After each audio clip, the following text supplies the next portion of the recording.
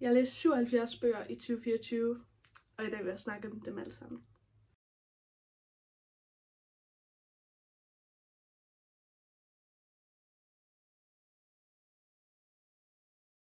Hej! Mit navn er Hanna, og velkommen til min YouTube-kanal, som vist hedder Den Brændte Bogreol. Jeg har ikke postet på i sådan 2 år, tror jeg. Så jeg tænkte, det var på tide at komme tilbage, især fordi jeg har lyst til at fortælle jer om alle de bøger, jeg har læst i 2024. Det er lidt mere overkommeligt for mig i år, end det har været de andre år, jeg har haft lyst til at gøre det. Fordi at i år er første år, siden jeg startede min bogblog i 21, hvor jeg har læst under 100 bøger. Man behøver ikke læse så mange bøger, men jeg har lyst jo. Jeg har bare virkelig haft et travlt år. Jeg vil prøve at holde mig til cirka en sætning om hver bog. Nogle vil jeg snakke mere om, nogle vil jeg snakke mindre om. Eller, jeg kan ikke bare sige et ord, vel. Men ja, jeg er en japper, så nu må vi se, hvordan det går. Jeg startede mit år ud med at læse A Magic Steeped in Poison af Judy E. Lin. Jeg har altid lyst til at sige L. Den har jeg tror jeg har ejet den siden 21 eller sådan noget. Jeg har virkelig haft lyst til at læse den længe. Den handler om en pige, hvis mor er død af gift, og hendes søster er dødeligt syg. Hendes mor var tebrygger, hvilket i det her univers er sådan noget magisk. Og derfor så bliver hun så inviteret til en konkurrence på paladset om, hvem der skal være den næste kongelige tebrygger. Altså det er virkelig et unikt magisk univers, som jeg er glad for at have oplevet. Men jeg elskede ikke bogen lige så meget, som jeg havde håbet på. Så læste jeg Phoenix og Ispaladset. Det er et anmeldt eksemplar. Det kommer til at være mange anmeldte eksemplarer i den her video. Phoenix og Ispaladset er efterfølgeren til 12 og Sneskoven. Jeg må indrømme, etteren var god, men jeg var også sådan lidt undervældet, lidt sådan, Så jeg havde ikke de helt store forventninger til toeren, men alligevel var jeg sådan, giv mig den. Og ærligt, jeg synes så meget bedre om toeren end etteren, og jeg kan ikke huske hvorfor, for jeg læste den her for et år siden. Men jeg tror bare, jeg synes, den var fed. Lidt forvirrende, når hovedpersonen skifter navn. Det er der en helt særlig grund til. Men helt klart en fed oplevelse, og jeg har faktisk 3 liggende lige der, som skal læse snart. Så læste jeg Biblioteket i Træhulen af Anna James. Og den, er det 4'eren eller 5'eren eller 6'eren? Det er en af de sidste. Og den var virkelig god, men den har jo tydeligvis ikke sådan sat mega mange spor, når jeg ikke engang kan huske, hvad nummer i serien det er. Jeg synes, det fede ved Tilly-serien er, at hun får ligesom lov til at være hovedperson i de første 4 bøger, mener jeg. Og så tager Milo over. Hun er stadig en hovedperson, hvilket jeg synes er fedt, men det er også rart at komme ind i nogle andres hoveder, fordi ellers så kan 6 bøger være meget langt. Men helt klart en mega sød serie, og der er ikke for mange bøger. Skal I lige vide. Det lyder voldsomt, der er 6, men de er virkelig hyggelige. Kæmpe store bogstaver, mega mange søde illustrationer. Mega dejligt at komme hjem. Mig, der holder mig til en sætning. Så læste jeg The Blood Trials af Annie Davenport, og oh my god, så var standarden ligesom sat for det år, ikke? Altså, holy moly. Jeg er kontroversiel nu. For mig var den bedre end Avatar. Men den her, den var så vild. Den handler om Ikenna, der er både kvinde og sort kvinde i et virkelig nederen samfund, hvor det ikke er fedt at være nogen af delene. Men alligevel så får hun kæmpet sig til toppen af det her sådan militæragtige akademi, så hun kan komme videre på sådan et elite-akademi. Og det er altså sådan en akademi, hvor de slår folk ihjel, hvis du ikke klarer det godt nok. Jeg ved ikke hvorfor jeg elsker mor i bøger. Det tror jeg måske, jeg engang sådan skal betale nogen for at snakke med mig om. Så den her bog var så vild, og hun var så sej, men sådan, hun fik også lov til at have sine flaws. Altså hun var ikke perfekt. Der var småt i, fandt jeg ud af. Og det gjorde ikke noget dårligt for bogen, lad os bare sige det. Altså det er en helt vild bog. Og jeg læste med det samme toeren The Blood Gift, som også var virkelig fed. Jeg ved ikke hvorfor, men jeg elsker duologier, men jeg elsker altid etteren mest. Jeg kan ikke forklare det. Så læste jeg A Venom Dark and Sweet, som er toeren til A Magic Steeped in Poison. Jeg var til, at jeg skulle lige igennem lidt, inden vi skulle i gang med toeren. Og ja, igen, sådan, jeg synes, det er et mega fedt univers, men jeg kan bare næsten altid duologier bedst lide etteren. Så den var sådan, ja, den var fin, den var god. Jeg kan ikke rigtig huske, hvad der skete. Jeg tror, de besteg bjerg.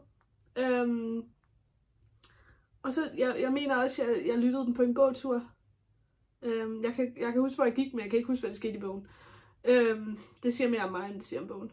Så læste jeg Mekaniske Hjerter af Stine Barth, som er toeren i øreværkerne.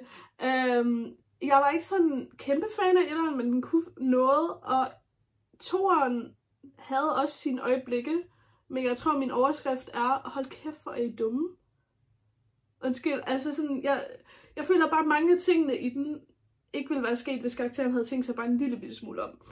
Og de er teenager, altså jeg er i 20'erne nu, jeg tænker mig stadig ikke om, men sådan, hvis I kommer i en situation, hvor I måske kunne blive myrdet, så måske var det ting, I går ind i den situation.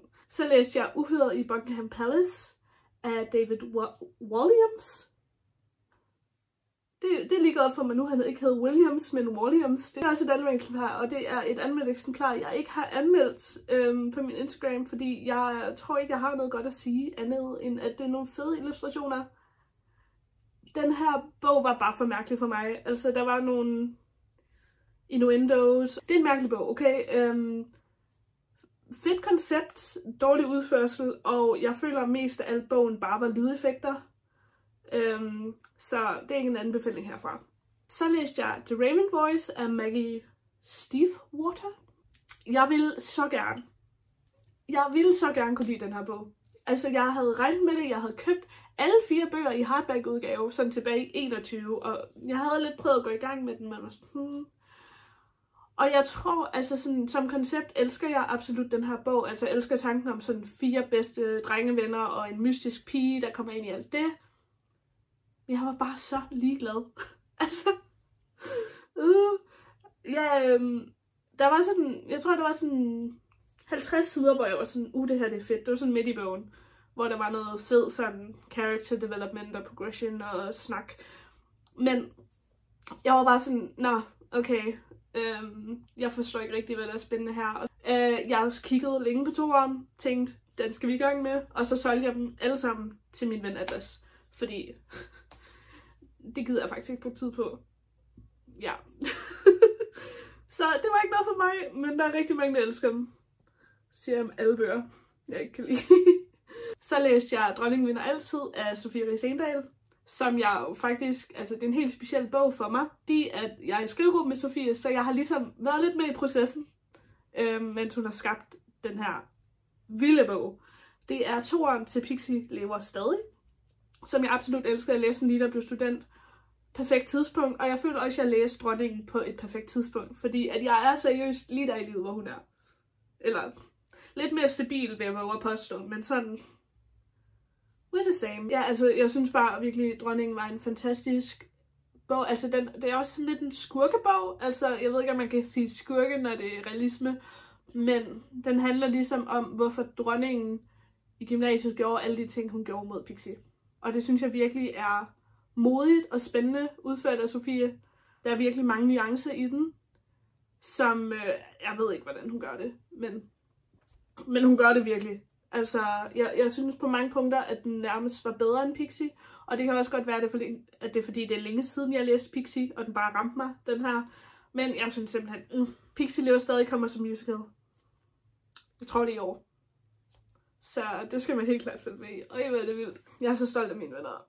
Så læste jeg Divine Rivals af Rebecca Ross, som er sådan lidt en low fantasy første verdenskrig-agtig bog, tror jeg. Den handler om 2 skribenter, der er rivaler. Den ene af dem finder ud af, at hun har sådan en magisk skrivemaskine, hvor hun kan sende breve bare ved at putte dem ind i sit skab. Og så kommer hun til at skrive med en, som hun synes er lidt sød. Hvem kunne det måtte være? Jeg synes helt klart, det er en spændende fortælling, som jeg også virkelig nød, men det er ikke en, jeg har sådan tænkt så meget over siden. Så altså for mig, så der er mange, der er sådan, den er bedre end Fourth Wing og sådan noget, men jeg er måske bare lidt mere til drager og død. Men jeg synes helt klart, det er et spændende take på fantasy, og den kan helt klart noget nyt, som jeg nød. Så læste jeg Døddans af Carsten Bossen Christiansen. Jeg aner ikke, hvad der skal i den bog. Det er også et anmeldt eksemplar, og jeg tror ikke, jeg havde læst den færdig, hvis det ikke var et anmeldt eksemplar. Så læste jeg Ruthless Vows, og så Rebecca Ross, det er toeren til Divine Rivals, og den var også virkelig god. Jeg kan ikke rigtig skille de to bøger ad i mit hoved, især fordi jeg læste dem sådan lige op af hinanden. Men altså, det er en fin serie at kaste over, synes jeg. Den er også lige blevet oversat til dansk. Så det er ikke en anbefaling, men det er bare, at jeg absolut elskede den ikke. Men jeg kunne rigtig godt lide den. Så læste jeg Finding Sky af Josh Sterling. Det er en genlæsning. Jeg var lidt depri starten af året, tror jeg. Jeg har været depri hele året. Så jeg havde brug for at læse noget hygge, og Soulfinders bøgerne af Josh Sterling var virkelig mine comfortbøger, da jeg var lille. Altså sådan, hvis jeg var ked af det, så gav min mor mig dem, og var sådan, læs og få det bedre. Min mor til at lyde ondt, det hun altid ikke. Men det er ligesom de her soulmate-bøger, hvor de har magiske kræfter, og det er bare så hyggeligt, men holy moly, den er dårligt oversat, har jeg fundet ud af. Det der, når man bliver ældre og lige pludselig har kritiske øjne på ting, man elsker. Ja. Jeg vil også sige, det var egentlig min plan at læse alle 3 bøger, fordi 2'eren er helt klart min yndlings. Men det kom jeg ikke til. Så nogle gange er det også bare bedre, at man har det godt med det inde i sin hjerne, i stedet for at komme igennem det igen og skabe et nyt minde, der ikke nødvendigvis så godt. Så startede vi på 3. semester, kan jeg se. 3. semester, Hanna. Vi startede på 2. semester. Jeg er lige lidt for langt fremad. Så jeg læste Beowulf, som er det her sygt gamle digt fra England. Men det foregår sådan højst sandsynligt i Danmark. Og handler om sådan en vikingekonge-agtig. Det var mega interessant at læse og lære om, men sådan, jeg vil ikke nødvendigvis anbefale at læse den, hvis man ikke vil hede sig. Det er meget langt. Og vores lærer var sådan, jeg læste højt for jer selv, for det er et digt. Jeg læste 7 sider, og så indså jeg, at der var sådan 80. Og så var jeg sådan, nej, ved du hvad, jeg tror bare, jeg læser det ind i mit hoved. Men altså, jeg synes virkelig, hvis man godt vil have flere perspektiver på, hvordan litteraturen har udviklet sig, og gamle sagn og sådan noget, så er det helt klart en interessant en, der kaster over, men hvis du bare er til Fourth Wing og sådan noget, så hold dig væk fra Beowulf. Jeg ville ikke have læst den, hvis jeg gik på uni. Men jeg er glad for, at jeg går på uni og har læst den. Så en helt anden boldgade læser jeg The Stolen Heir af Holly Black, eller Den stjålne arving. Det er også et anmeldereksemplar. Ærligt, da jeg startede på den, var det så længe siden, jeg læste Folk of Air. Det her, det er 4'eren. Det var så længe siden, jeg læste den oprindelige trilogi, at jeg sådan ikke vidste, hvem jeg læste om. Det tog mig lidt tid at finde ud af. Men jeg synes virkelig, det er en fed fortsættelse på serien. Jeg synes ikke, det er sådan... Nogle gange, når de fortsætter serien, så sådan... Stop. Altså, det var godt, hvorfor komme mere suppe, altså når det bare bliver tyndt. Men jeg synes virkelig, det har en god fortsættelse. Og udforskningen af brutalitet i hovedpersonen er lækker. Så læste jeg endnu en unibog, Sir Gawain, eller Gawain, det kan man på, hvordan du har lyst til at sige det. And the Green Knight. Jeg ved ikke, hvorfor jeg siger det som en fake skotte. Jeg tror også, den er irsk. Men det er et gammelt Arthur-sagn om Sir Gawain, der blev udfordret til noget kamp af det. Jeg løb lige til at få lagringsplads på min telefon, mens jeg filmede. Whoops. Men nu har jeg lige slettet 41 videoer, så... Wow. Nå, jeg vil snakke om Sir Gawain and the Green Knight. Ja. Jeg tror, jeg er blevet lidt for meget om den, i forhold til, hvor interesseret jeg nok er. Men fin fortælling. Lidt kedeligt skrevet, men sådan, jeg synes egentlig, den var meget fin. Det var en af de bedre det semester. Så læste jeg volume 5 af Heartstopper. De er bare dejlige. Ja. Yeah. De er bare dejlige.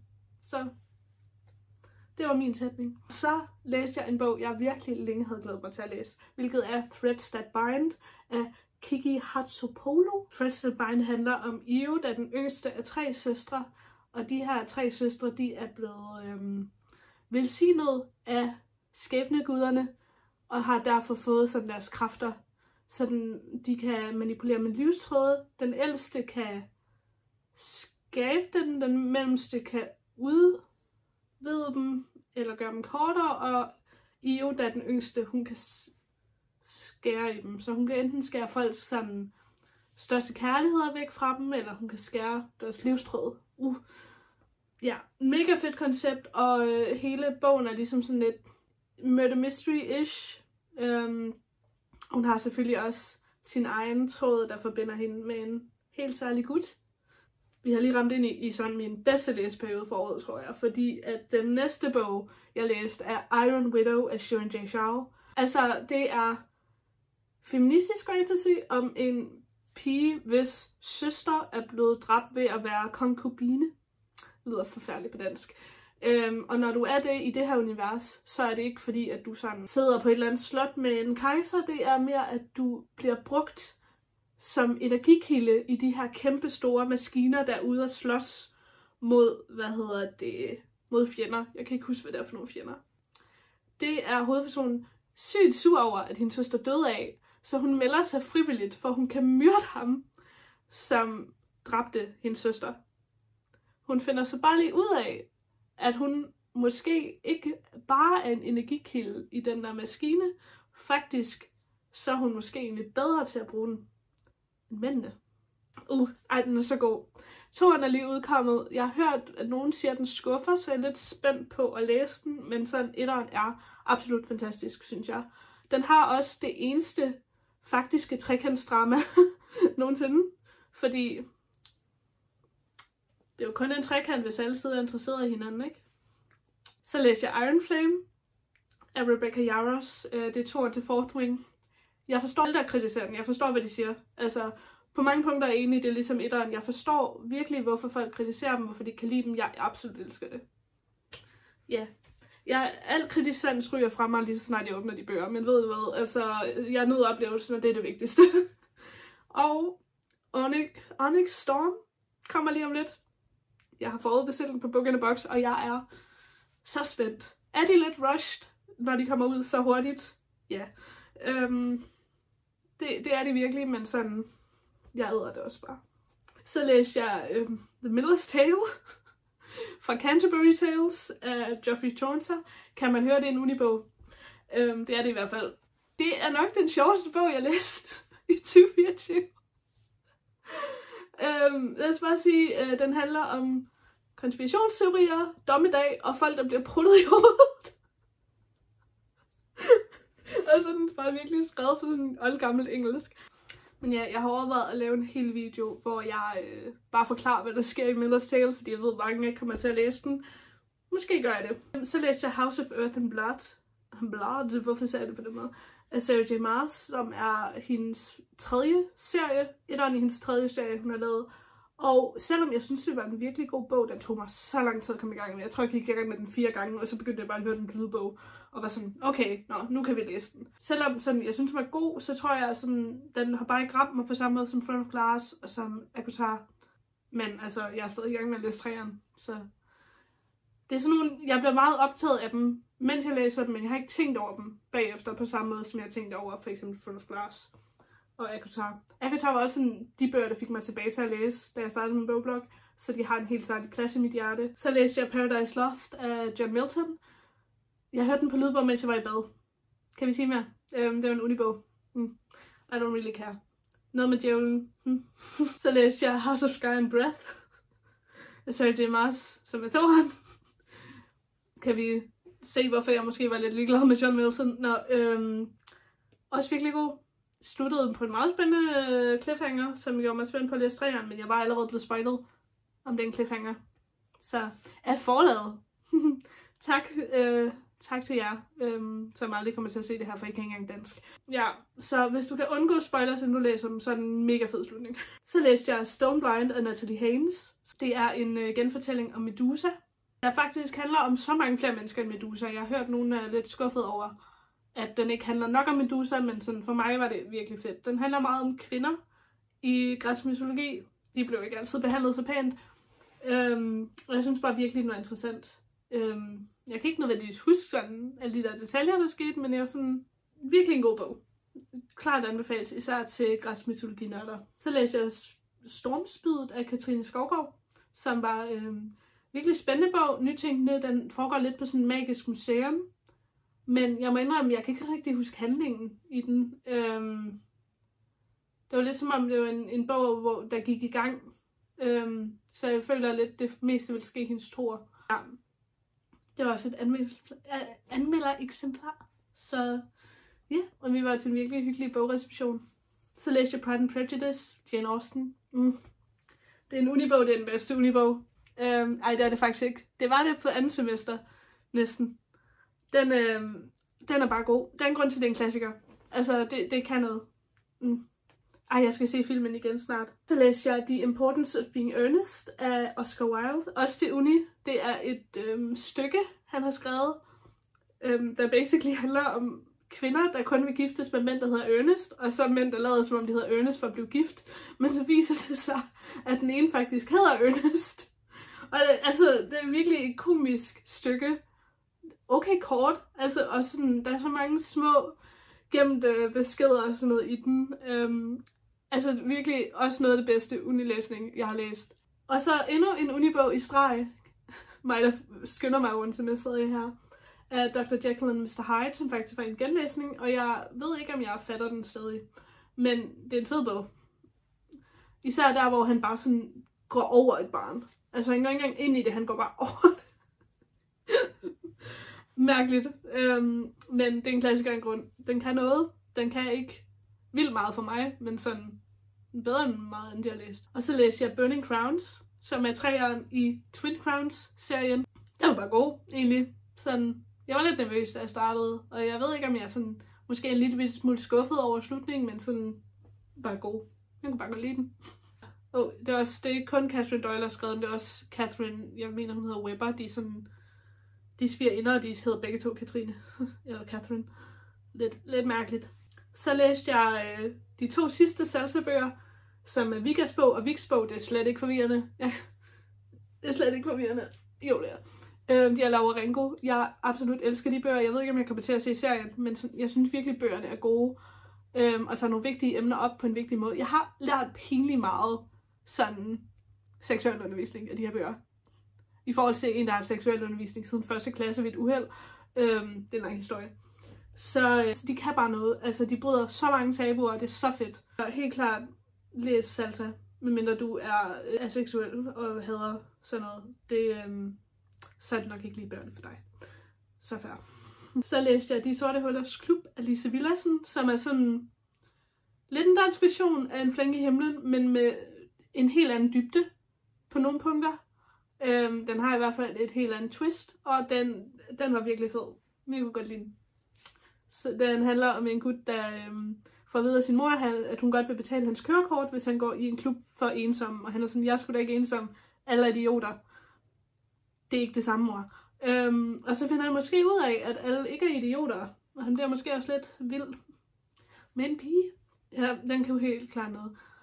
Generelt synes jeg, at Lise Villadsens bøger, de rammer godt. Jeg har kun læst 2, men de har virkelig ramt godt. Så læste jeg mener, det er de 2 nyeste Shakespeare-genfortællinger fra Gyldendal. Den første er Hamlet og Ophelia af Zakia Aimi. Og det var sådan lige omkring, jeg skulle til at læse Hamlet. Jeg kan faktisk ikke huske, hvad der sker i hendes version, men ja, den findes. Og Svin af Sara Engel. Jeg tror faktisk, det er den, jeg synes var fedest. Den er meget voldsom. Altså Sara Engel, hun skriver lidt nogle voldsomme bøger, synes jeg. Men den foregår ligesom, det er sådan en protest på en svinefarm. Og jeg mener, det er Horsens. Og jeg ved, hvor den ligger, for jeg er fra det område. Så jeg tror bare, altså det er nok den, der har ramt mig bedst af alle genfortællingerne, sammen med Vægten af et hjerte af Laura Ringo. Men det er også fordi, at det på det tidspunkt, da jeg læste Vægten af et hjerte, var det den eneste Shakespeare-fortælling, jeg havde læst. Merchant of Venice, som den er baseret på.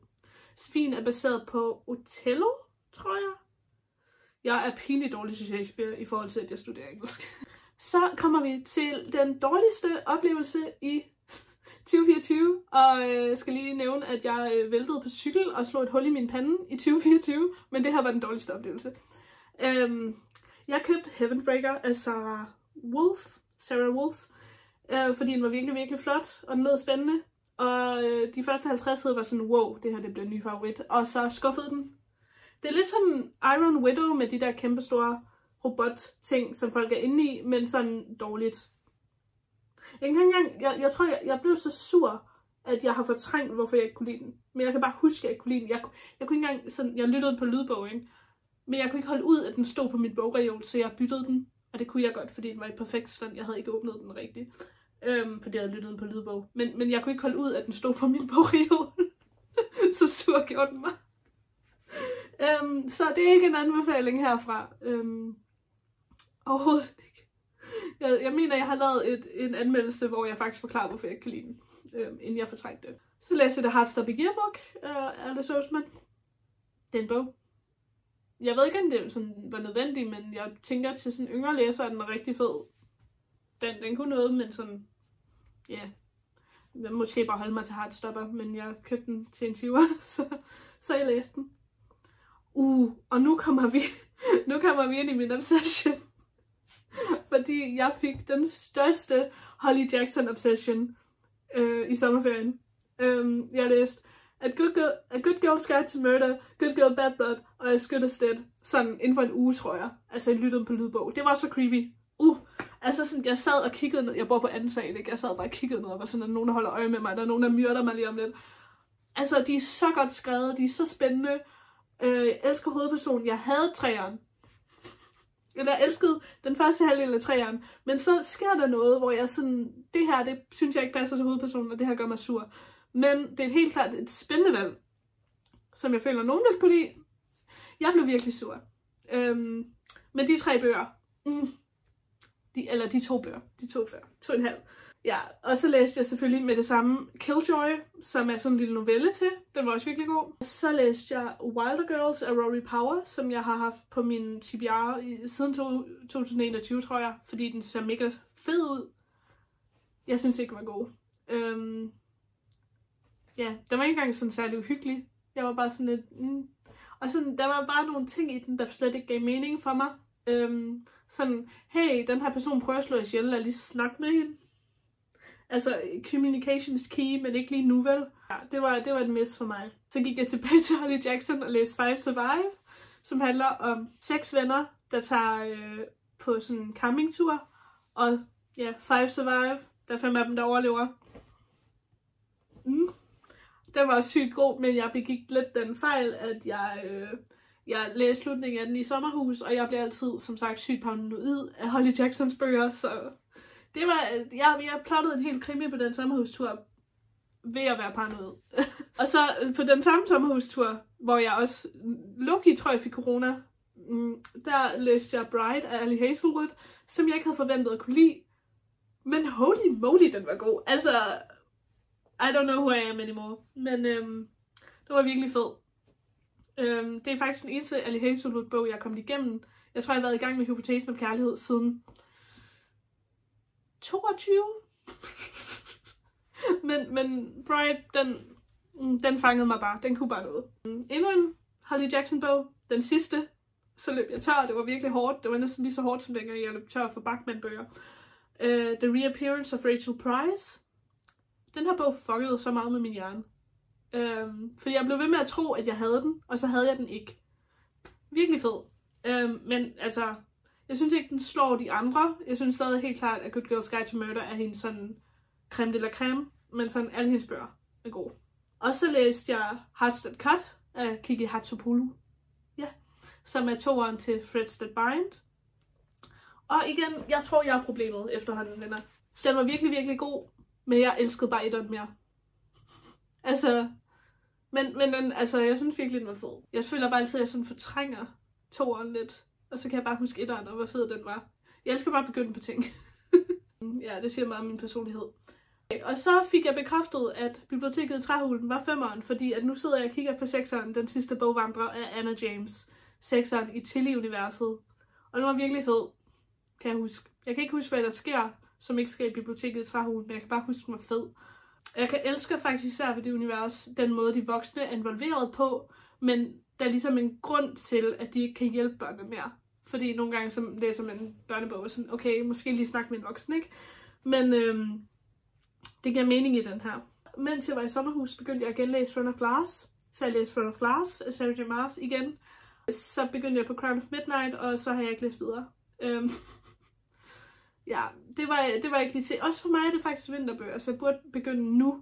Men jeg har så meget andet, jeg skal læse. Men ja, den kunne stadig virkelig noget. Og jeg er imponeret over alle de sådan ting, jeg ikke havde lagt mærke til første gang. Også selvom jeg regnede plottwistet ud første gang, nærmest med det samme, ikke? Så var der stadig virkelig mange detaljer, jeg havde misset. Så læste jeg Lightlark af Alex Aster, fordi at det er en bog, der virkelig har været kontroversiel på TikTok, af mange grunde, som jeg ikke lige vil begynde at grave ned i her. Den var ikke god. Nej, det var lidt som om, hvis du havde taget sådan 10 af nogle af de mest kendte fantasybøger og prøvet at blande alle deres tropes, men på en måde, der ikke fungerede. Jeg synes, jeg kunne ikke lide den. Så læste jeg Murtagh af Christopher Paolini, anmeldt eksemplar, som jeg kom igennem, fordi at den kom på lydbog. Må jeg indrømme. Men jeg synes, den var god, men jeg kan bare godt mærke, at det univers, det var mere nært for mig, da jeg var barn. Det er sådan 5'eren eller 6'eren i Eragon. Jeg bliver så forvirret, fordi de havde splittet alle bøgerne op, da jeg var lille. Men jeg synes, det er fedt at høre mere fra Murtaghs perspektiv. Hele bogen er fra hans perspektiv, sjovt nok. Og så tror jeg bare, nogle gange, så bliver det bare lige så sådan, du kunne godt have vist sig lidt mere frem med din magi. Jeg kunne godt have tænkt mig, at du havde bladet dig lidt mere med din magi og din drage. Altså, men ja, det er også bare virkelig sådan, ikke for at være kønsstereotyp, men det er virkelig mandefantasy, så jeg tror nogle gange, jeg bliver sådan lidt, ja, du har muskler, værsgo, tillykke. Ja, men den er helt klart interessant, og ikke en dårlig forestillelse. Så læste jeg Her Radiant Curse af Elizabeth Lim, som egentlig er en forhistorie til Six Crimson Cranes, som jeg ikke har læst, men man kan sagtens læse den alligevel, har jeg fundet ud af. Den handler om en pige, der er forbandet med et slangeansigt, fordi hendes far prøvede at ofre hende til guderne, da hun var lille. Men guderne vil egentlig have hendes lille søster, som er mega pæn, så derfor vil sådan, nu forbander vi dit barn og sender det tilbage til dig. Hun er mega sej, hun kan snakke med slanger. Jeg mener også, hun har noget gift i sig eller et eller andet. Og hendes lille søster er så pæn, at prinser kommer fra hele verden for at prøve at blive gift med hende. Så vil jeg ikke sige mere. Virkelig spændende historie. Jeg synes, den var ret god. Jeg elsker kinesisk fantasy. Så læste jeg Mente det af Thomas Korsgaard. Den var virkelig god. En kort novelle. Og han bragte rigtig mange tanker op, uden nødvendigvis at lukke dem. Hvilket, ja, det er en god ting. Jeg føler, at den lidt kan starte en debat om, hvordan vi ser på andre mennesker, og hvordan vi snakker til andre mennesker, uden at den nødvendigvis afslutter den debat. Og det synes jeg heller ikke, den skulle. Jeg ved ikke, om noget af det, jeg lige sagde, ikke er mening. Men den var virkelig god at tage og læse. Så læste jeg Hjernes Løfte af Mads Lund, som faktisk er min gamle efterskolelærer. Det er også et anmeldt eksemplar. Og jeg ville virkelig gerne kunne lide den bog, især fordi det er min gamle efterskolelærer, men det var ikke helt noget for mig. Jeg synes helt klart, at den havde sine momenter, men sådan de første 50 sider af den behøvede ikke være der. Det er et interessant univers og sådan system, men den er måske også bare lidt mere til enten den yngre læser eller den mandlige læser. Og ja, de første 50 sider var fuldstændig ligegyldige.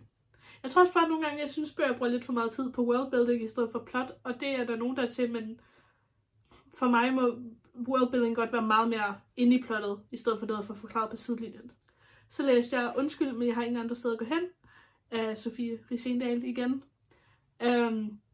Og wow, altså, den var virkelig fed. Altså, jeg fløj bare igennem den. Jeg læste sådan noget et døgn med bøger, og det er perfekt. Eller hjemmelavet døgn med bøger, ikke?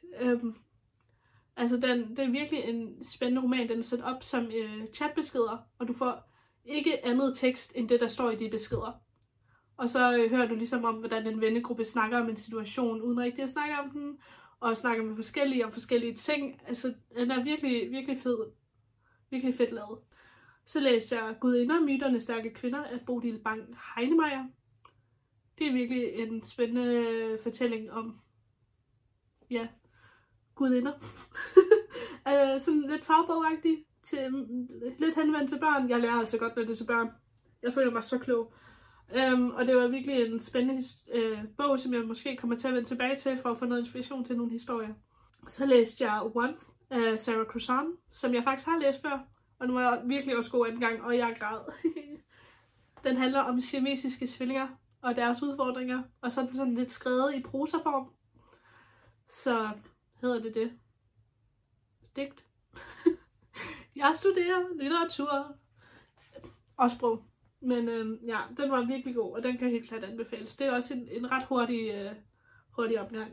Så læste jeg Drager af Johan Egerkrans, som lidt var en fagbogs, der kom sammen med Gudindebogen. Jeg var lidt mere til Gudindebogen. Jeg synes også, Drager var interessant, men ja, jeg kan bare bedre lide gudinder end drager. Så læste jeg The Call af Peter O. Guilin. Jeg aner ikke, hvad der sker i den bog. Jeg havde den, og jeg ved ikke, hvorfor jeg læste den færdig, for jeg var så ligeglad. Ja, den handler noget om med børn, der bliver kaldt ind og skal overleve en eller anden test, som er The Call. Og hvis de overlever den, så ja, noget af den stil. Så genlæste jeg The Hidden Oracle af Rick Riordan. Fordi at jeg fandt ud af, at hvis jeg ville læse The Sun and the Star, en af hans nyeste om Nico D'Angelo, så skulle jeg læse alle Apollons prøvelser, og jeg har aldrig læst de 2 sidste. Og jeg synes, altså det er nogle gode bøger, men jeg kom bare ikke videre end til et år, som jeg havde læst. Så læste jeg Skander og Kaosprøverne af A.F. Steedman, eller som jeg altid kalder hende, af Stedman. Fuck, jeg har dårlig humor. Det var virkelig god. Altså faktisk sådan bedre, end jeg havde forventet. Der var virkelig meget på spil, og jeg glæder mig til den næste. Og så startede jeg på 3. semester, fordi jeg har læst A Stranger City af Linda Grant. Der sker meget i den bog, og der sker ikke noget i den bog. Det var ikke nødvendigvis en, vi var fan af på mit hold. Men jeg har læst den. Den foregår i London og handler om sådan, ja, en gade i London. Og en død dame. Ja, jeg ved det ikke. Det er ikke den, jeg skriver eksamen om. Jeg læste Det lysende hjerte af Boris Hansen, som er 3'eren i Tavse Verdener. Og de bøger er bare sygt gode. Altså sådan, og jeg følte mig så klog, fordi at jeg regnede plot-twistet ud. En linje, inden man fik det at vide. Er hun ikke klog? Egentlig. Og jeg har 4'eren liggende, og jeg glæder mig så meget til at kaste mig over den. Men jeg skal lige være færdig med mine eksamener først, fordi ellers så går det galt. Og så læste jeg Vilddyr af Håkon Markus. Handler om en pige, der finder ud af, at hun er sådan, det er noget med de halvdyr, eller kan forvandle sig til dyr. Og så går de på sådan en magisk skole. Ja. Det var lidt mærkeligt, og jeg ved ikke rigtig, hvad jeg synes om den. Det var også et anmeldt eksemplar. Ja, jeg kan faktisk ikke helt finde ud af det. Så tag det som I vil. Og så endnu en unibog, The Beautiful Things That Heaven Bears af Dina Mengestu, som jeg faktisk skriver eksamen om lige nu. Eller forbereder mig på oral eksamen i næste uge. Hvad hedder det? Mundtlig? Nå, jo. Den handler om en gut, der har en butik i Washington. Han er flygtet fra, er det Etiopien, tror jeg? Efter hans far blev skudt for øjnene af ham. Og så nu lever han en ikke-tilværelse der, indtil der flytter nogen ind på hans gade.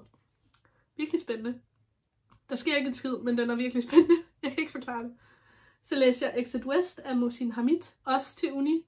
Og jeg tror, jeg var en af de eneste, der faktisk havde en god oplevelse. Men jeg tror bare, også, jeg tænkte ikke så meget over den, som jeg burde, især når det er til uni. Men den handler om et par. Ja, det er et par, der flygter fra, jeg kan ikke huske, om det er Syrien eller hvad det er. De flygter fra et krigshærget land. Jeg tror faktisk ikke engang, man ved, hvad det er for et land egentlig. Men vi følger dem ligesom, de bor i det land. Og så flygter de gennem de her døre, som er sådan portaler til forskellige steder. Og så bliver vi hele tiden, så lige pludselig er vi i Australien med en eller anden gut med en portal. Og så lige pludselig er vi i San Francisco. Det er en meget forvirrende bog. Og jeg tror, hvis jeg havde tænkt mere over den, så havde jeg ikke kunne lide den. Jeg har exposed bare mig selv her. Så læser jeg Gudløs af Damina Forna, som er 3'eren i De Blodgyldne. Jeg elskede de første 2. Jeg synes faktisk ikke, 3'eren var god. Jeg kan faktisk ikke lide den. Jeg kan ikke huske hvorfor, men jeg kunne ikke lide den. Jeg kunne lide del af den, men jeg kan altid lide del af bøger. Altså, godt lide der ord i, ikke? Men jeg kunne, nej. Helt klart en skuffende afslutning. Det var virkelig træls. Og så fik jeg en ny obsession, som kommer til at fylde resten af den her video. Fordi at jeg begyndte at læse Zodiac Academy. af Caroline Peckham og Suzanne Valenti, tror jeg. Ja. Jeg læste The Awakening, Ruthless Fae, The Reckoning, Shadow Princess. Altså de første 4 i streg. Jeg har absolut slugt dem. Altså det er basically igen, lidt ligesom jeg sagde med The Lightlark, jeg snakkede om. Alle fantasy tropes i en, men her fungerer det. Det handler om tvillinger, magiske tvillinger med elementærkræfter, der kommer til et sådan feland og skal gå på en skole, og så er det sådan bully romance, hvilket jeg troede, man havde, men jeg ved ikke, hvem jeg er længere. For jeg havde det ikke. Og jeg slugte dem, og de er sådan 600-800 sider lange hver, og jeg var bare sådan, altså jeg lyttede dem, men jeg var bare optaget af dem hele tiden. Og så har jeg lige 2 unibøger midt i det hele. Fordi det skal man jo også tage sig af. Man kan ikke bare læse Fesmart hele tiden, som de også er. Zodiac Academy. Så jeg læste Into the Wild af Jon Krakauer. Den kan jeg ikke lide. Handler om det er en ægte historie om en ung gut, jeg kan aldrig huske navn, i USA, der tog til Alaska for at prøve at overleve i vildmarken, og endte med at dø af det. Og den er fyldt med alle mulige historier om folk, der er taget ud i vildmarken, men den er også bare virkelig fyldt med Jon Krakauers ego, og det kunne jeg ikke lide. Og så kunne jeg heller ikke lide, at jeg er ret sikker på, at hvis den her historie havde handlet om en dame, så var hun ikke blevet ophøjet på den måde, så var hun blevet kyldet ned over, hvor dum hun havde været, fordi han var lidt dum, ham der gutten, der tog ud i vildmarken. Siger det bare. Og det er selvfølgelig bare en teori, jeg har, men jeg føler, at den holder. Ja, men til gengæld, så lige bagefter den, så læste jeg den bedste unibog det semester, på 3. semester. Det er Beloved af Toni Morrison. Den har vundet en Nobels fredspris, og det har den af en grund.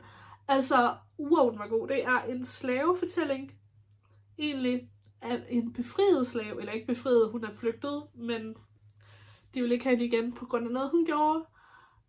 Og det er virkelig en rørende, dyb fortælling om, hvor ødelæggende slaveri er, selv når du er fri. Altså de traumer, der er forbundet med den, og jeg sidder og skriver opgaver om den. Eller mundtlig præsentation. Den er virkelig, virkelig god, og hele teksten er skrevet traumatisk for læseren. Vi kan ikke finde fodfæste på samme måde, som hovedpersonen ikke kan finde fodfæste. Det er så fedt. Og den er inspireret af en sand historie, desværre. Tag og læs den. Det er ikke alle, der vil kunne lide den, på grund af den måde, den er skrevet på. But I don't care. Læs den alligevel. Så læser jeg 2 Zodiac Academy bøger mere. Cursed Face? What? Cursed Fates og Fated Throne. Ja.